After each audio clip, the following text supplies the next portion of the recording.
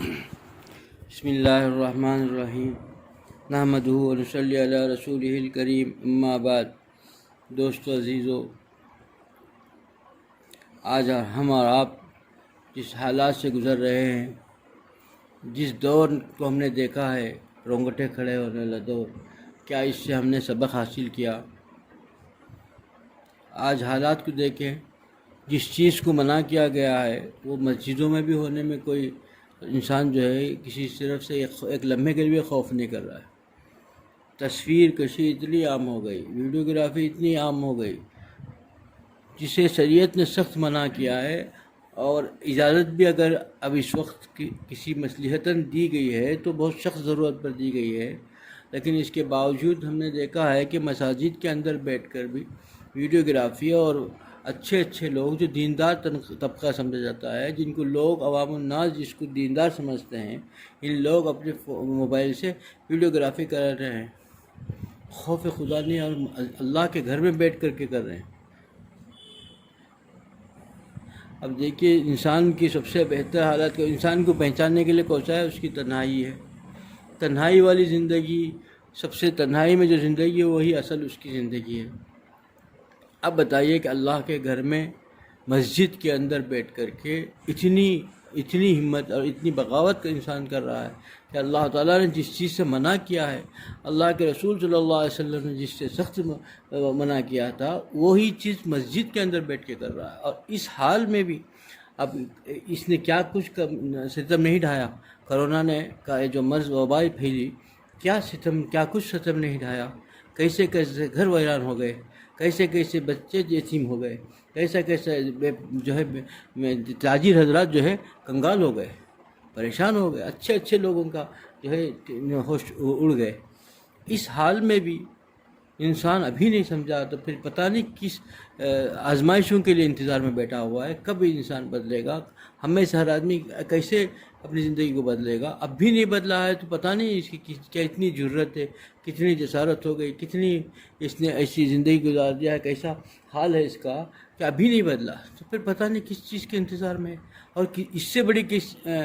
جو ہے اللہ کی طرف سے کس عذاب کے انتظار میں بیٹھا ہوا ہے کہ کب اس کی زندگی بدلے گی۔ کیا حال ہے، ساری دنیا کا حال ہے، اور سارے لوگ ابھی تک وہی حال میں ہیں، وہی حالات سے گزر رہے ہیں۔ حضور اکرم صلی اللہ علیہ وسلم نے صحابہ سے فرمایا کہ دیکھو، قیامت کے قریب جو ہے بد زبانی بہت عام ہو جائے گی، اور گناہ جو ہے بہت عام ہو جائے گا۔ شطر کا استعمال اتنا ایسا ہو جائے گا کہ کچھ اس کا جو ہے زبان سے کہہ نہیں سکتے،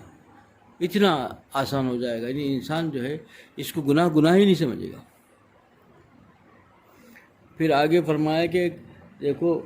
عبداللہ ابن مسعود رضی اللہ عنہ سے فرمایا کہ دیکھو کہ میں دیکھ رہا ہوں، میں ایک چیز بتا رہا ہوں جس کو میں نہیں دیکھا، دو گروہ بعد میں آئیں گے۔ اس میں سے ایک گروہ ایسا ہوگا جو ہے گائے کے دم جیسی چیز لے کر کے، جیسے اس میں ہوگا، اس سے لوگوں کو ہانگے گا،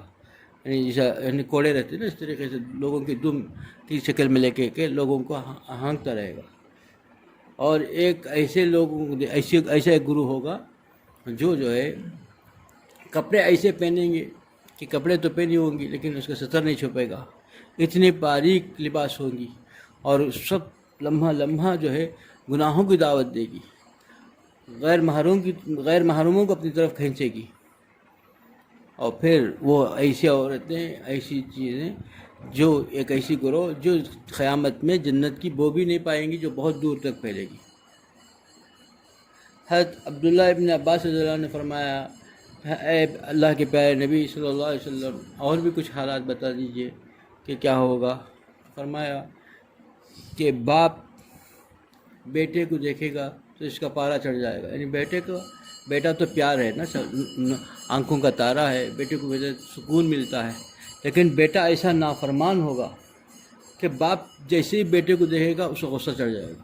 اتنا نافرمان ہو جائے گا۔ اور بچے جو ہے اپنے دوست کو تو اپنا ہمدرد سمجھیں گے، باپ کو سمجھیں گے کہ بھئی یہ دقیانوسی ہے، یہ اپنے ہاتھ زندگی تو گزار دیا، بڑھاپے میں ہمارے اوپر جو ہے بیکار کے شرائط مسلط کر رہا ہے۔ دوست کو تو اپنا سمجھیں گے، باپ کو غیر سمجھیں گے، رشتہ داروں کو اپنا سمجھیں گے، رشتہ داری ایسا ٹوٹے گی، گھر ایسا ٹوٹے گا، ایسا بکھرے گا کہ رشتہ داری دور کی بات ہے، خونی رشتے میں بھی جو ہے مناسبت نہیں ہوگی۔ رشتہ داری کیا ٹوٹے گی؟ گھر ٹوٹنے جائیں گے، گھر ٹوٹ جائیں گے، اپنا خونی بھائی اکٹھا رہنا پسند نہیں کریں گے، خون کا رشتہ دور، رشتہ داری کا تو دور کی بات ہے، اس یہ حال زندگی کا ہو جائے گا۔ اور حالات اتنے بد سے بدتر ہوں گے کہ آدمی جو ہے ہر لمحہ یہ سمجھے گا کہ جو اپنا خونی آدمی، خونی جو رشتہ دار ہے وہ اپنا دشمن ہے، اور میرا دوست احباب جو غیر ہے وہ اپنے ہیں۔ اپنوں سے رشتہ توڑے گا، غیروں سے، اجنبیوں سے رشتہ جوڑے گا۔ ابن مسعود رضی اللہ عنہ سے مخاطب فرماتے ہیں، ابن مسعود اس بات کو مان لیجئے، حالات اتنے خراب ہوں گے کہ انسان جو ہے ہر لمحہ یہ چاہے گا کہ ہر چیز مجھے مل جائے، ہڑپ ہو جائے، یعنی جائیداد میں، مال کی محبت اس کے اندر ایسی رس بس جائے گی، کسی چیز کی نہیں گی، حلال حرام کی تمیز نہیں رہیں گی۔ حالات اتنے، اور ماں باپ جو ہے پر ظلم کرنے لگے گا، اور ماں باپ پر ہر لمحہ ظلم کرنے لگے گا۔ عبداللہ ابن عمر رضی اللہ عنہ کی خدمت میں ایک آدمی آئے اور آ کے کہا کہ حضرت میرے ماں باپ بہت بوڑھے ہیں، مجھے ان کی جو ہے فریش ہو گئے، بستر کے ہو گئے، مجھے ان کی خدمت کا موقع ملا، سعادت ملی، میں نے ان کو خدمت کی، وہ جو ہے ان کے بستر میں ہی میں کپڑے بدلنا پڑتا تھا، ان کی خدمت کرنا پڑتا تھا، کھلاتا تھا، پلاتا تھا، ان کی راحت کی ہر طریقے سے میں فکر کرتا تھا۔ پھر میرے باپ کا انتقال ہو گیا، اب صرف میری ماں ہے، اور میں ماں کا پوری خیال رکھتا ہوں، پوری خدمت کرتا ہوں، ہر طریقے سے، ان کے کپڑوں سے، کھانے پینے سے، کیا میں نے ان کا حق ادا کر دیا؟ تو عبداللہ ابن عمر رضی اللہ عنہ نے فرمایا، بیٹے تو نے خدمت کی، تو جب چھوٹا تھا تو وہ بھی یہی خدمت کرتے تھے، تو جو ہے بستر گندا کر دیتا تھا تو وہ صفائی کرتی تھی، اور پھر تو اپنے کلیجے سے لگا لیتی تھی، اور پھر جو ہے اس سے جو ہے تجھے دھلاتی تھی، کھلاتی تھی، پلاتی تھی، سب کچھ وہ بھی ماں بھی کرتی تھی، تو جو کرتا تھا وہی کام وہ بھی کرتی تھی، بس فرق اتنا ہے کہ تو دعا کر رہا ہے کہ اللہ اس کو اٹھا لے، اس میری ماں کو جو جلدی بلا لے، اسی تکلیف میں اس کو نکاح اٹھا لے، اور تیری ماں دعا کرتی تھی کہ اللہ میرے بیٹے کی عمر زیادہ فرما دے، میرے بیٹے کو طویل عمر عطا فرما دے۔ یہ فرق ہے۔ تو حق کیا ادا کرے گا؟ تو کیا حق ادا کرے گا؟ تو کیسا حق ادا کرے گا کہ بھئی تو وہ دعا کرتی تھی، یہی کام کر کے دعا کرتی تھی کہ تیری عمر بڑھ جائے، اور تو دعا کرتا ہے کہ یہ بوڑھی ماں ہو گئی، اس کو اٹھا لے۔ دوستو عزیزو، آج ہم غور کر کے دیکھیں، آج کوئی مجلس جہاں بھی جائیں گے، محفلوں میں جاؤ، بازار میں جاؤ، کہیں بھی جاؤ، ایسی عریانیت ہے، ایسی عورتیں، ایسا گروہ جو فرمایا حضور اکرم صلی اللہ علیہ وسلم نے کہ میرے بعد ایک ایسی گروہ آئے گا جو میں نے دیکھا نہیں ہے، لیکن وہ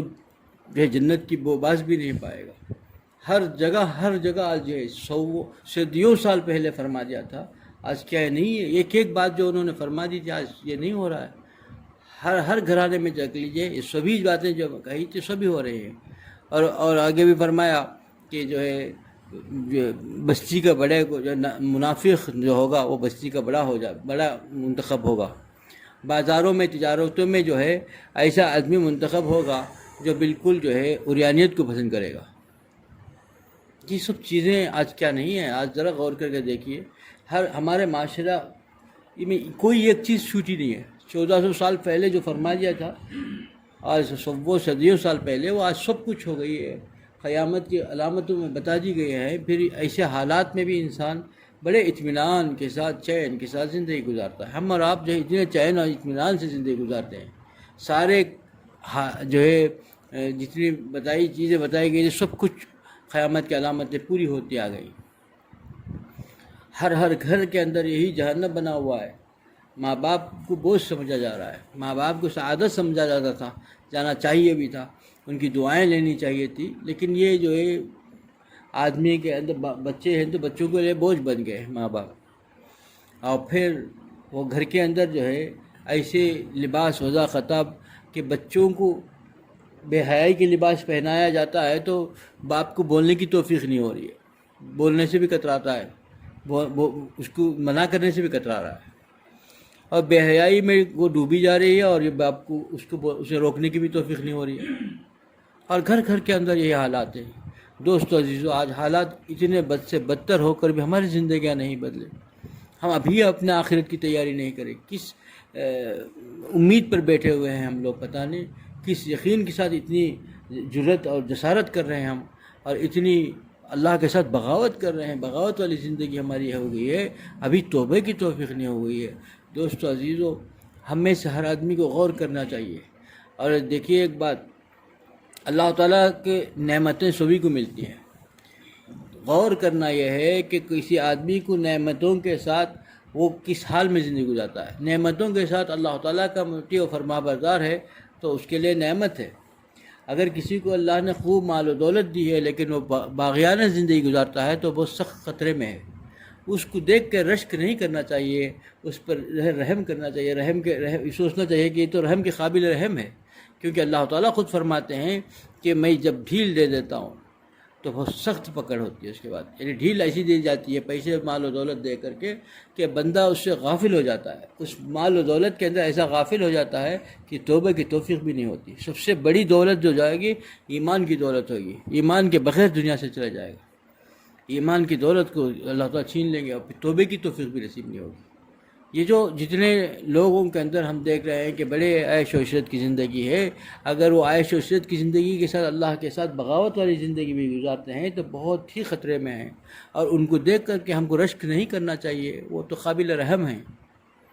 قابل رشک تو وہ ہے جو دیندار ہو، اللہ تعالیٰ کا مطیع فرما بردار ہو، 24 گھنٹے اللہ تعالیٰ کی اطاعت گزاری میں کوشش کر رہا ہو، کہ اطاعت گزاری میں گزار رہا ہو، اللہ کو خوش کرنے کے والے کام کر رہا ہو، پھر بھی اللہ اسے نواز دے تو وہ قابل رشک ہے، اس کو عیش و عشرت بھی مل رہا ہے، اللہ نے اس کو راحت کی زندگی عطا کیا تو قابل رشک ہے، کیونکہ وہ اللہ تعالیٰ کا مطیع فرما برداری کے ساتھ اللہ تعالیٰ نے وہ نعمت جمع کی ہے۔ ایک ہے کہ ایسے لوگ دیکھے ہوں گے کہ پھر جو ہے عیش و عشرت کی زندگی بھی ہے، کار و مال دولت بھی ہے، لیکن ان کی زندگی کے حالات، سودی لین دین بھی ہے، اور عریانیت بھی ہے، فحاشی بھی ہے، سارے جو چیزیں بھی ہیں، گناہ کے کام بھی ہو رہے ہیں، سب بھی ہے، دولت بھی ہے، تو دولت کو دیکھ کر کے ہم اس کو وہ نہیں سمجھنا چاہیے، انہیں تو قابل رحم ہے، پتہ نہیں کب ان کو اللہ تعالیٰ سے پکڑ آ جائے، اور ایسی عبرتناک پکڑ آتی ہے پھر اس کو جو ہے پچھتانے کا بھی موقع نہیں ملے گا۔ دوستو عزیزو، ہماری زندگیوں کو بدلنے کی سخت ضرورت ہے، ہم اس حال میں بھی نہیں بدلے، اتنے بڑے آزمائشوں سے گزر کر بھی اب بھی ہمارا دل وہی حال ہے کہ مسجدوں کے اندر بھی گناہ کرنے میں جو ہے آر محسوس نہیں کر رہا ہے انسان، تو تنہائی کے اندر اس کی تنہائیاں کیسی ہوں گی؟ اچھے لوگوں کی حالت یہ ہے، پھر تنہائیاں کیسی ہوں گی بتائیے؟ تنہائیوں کا تو اعتبار ہے، تنہائی کیسی ہوگی اس کی، کیسے گناہوں سے پاک ہوگا، کیسے اللہ تعالیٰ کا مطیع فرما بردار ہوگا؟ جب اللہ کے گھر میں بیٹھ کے اللہ کا خوف نہیں ہوا تو تنہائی میں کمرے میں بیٹھ کر کے اللہ کا خوف سے کیسے بچے گا؟ کیسے وہ بچنے کے یقین ہم کیسے کر لیں؟ ہم کیسے اس کو یقین کر لیں کہ تنہائی میں تو بچ جائے گا؟ نفس و شیطان تو تنہائی میں زیادہ اس کو بہکائے گا، ہر انسان کو بہکاتا ہے، اور جس کو مسجد کے اندر بھی نہیں چھوڑا وہ اس کو کتنا ملوث کرے گا گناہوں کے اندر، اس سے سخت خطرے کے حالات ہیں۔ دوستو، آج ہم میں سے اپنوں کے اچھے لوگوں کے حالات اتنے خطرناک ہو گئے، تو ہم سب کو یہی چیز ہے کہ اللہ کے حضور سر بسجود ہو کر کے سب کے لیے، امت کے لیے دعا مانگنی چاہیے، اپنے لیے بھی اور سب کے لیے بھی، کہ اللہ ہدایت کے فیصلے فرما دے۔ اللہ تعالیٰ جب کسی کو ہدایت دینے کا فیصلہ کرتے ہیں تو پھر وہ سب کو اللہ لمحوں میں بدل دیتے ہیں، اور جب وہ ہدایت کا دروازہ بند ہو گیا، بدبختی لکھ دی گئی، تو ساری کوششیں بیکار ہو جائیں گی، اور ایسی پکڑ آئے گی کہ دنیا دیکھتی رہ جائے گی۔ اللہ مجھے بھی اس پر عمل کی توفیق عطا فرمائے، آپ لوگوں کو اس پر عمل کی توفیق عطا فرمائے۔ وآخر دعوانا الحمدللہ رب العالمین۔